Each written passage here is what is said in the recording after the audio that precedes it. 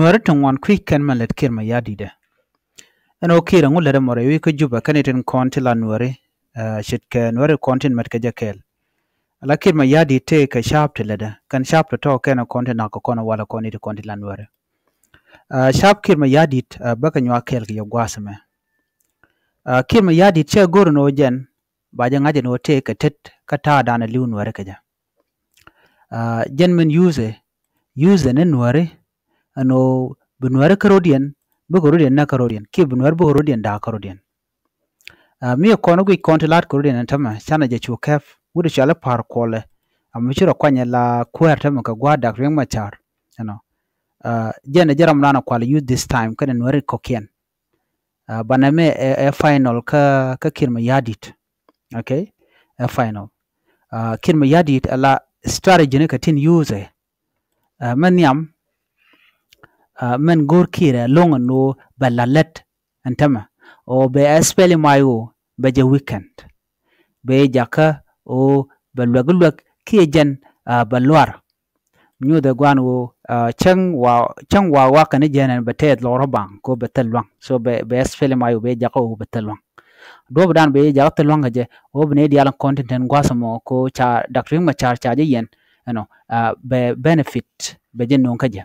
but in it wonder the fact to bo kwida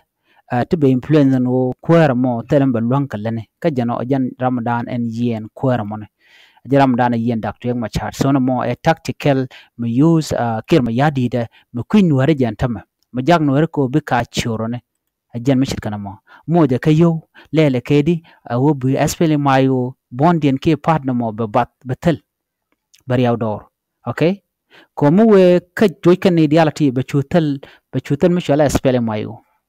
rewden na jeno ala malandanan balat be tet ka kirma yadit ko bi fonde ndakring ma char betelot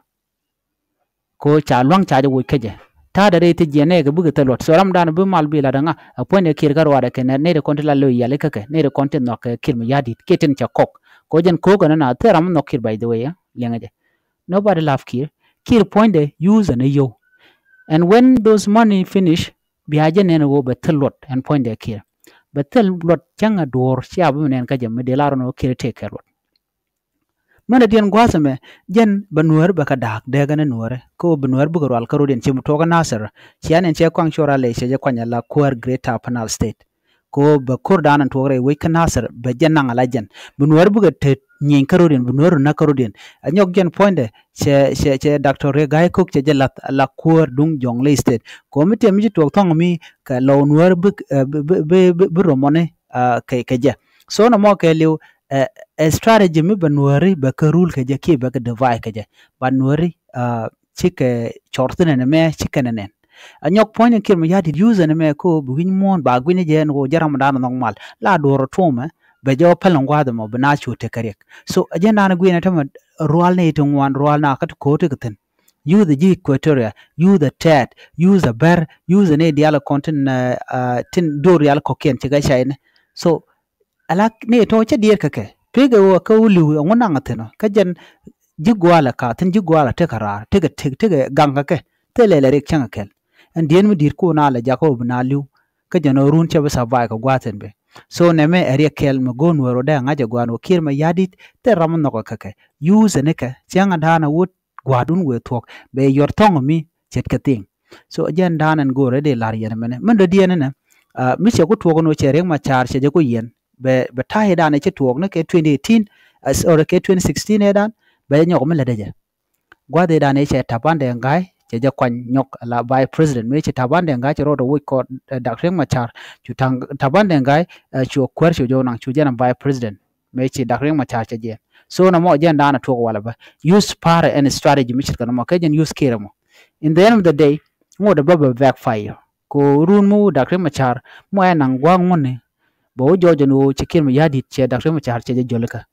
be dr machar bo ngod bo we ajen vice president nyoki ba we ajen la president bo so akena kon lat ko rodi tete so man bianga ye cha youth yen nore kir mi yadi go no daga yene kon la nore gwand kundi alti enten be daka yo be daka ne kun so man bu gwalon ka kon nore wo mete ga nore mi shane ne nore mo le mi shoro lot la rajeje dwajeje nyota jemana la nyot karam mo shine ga shiga lok dor cha ja betrayed dor gore jen go bachon kel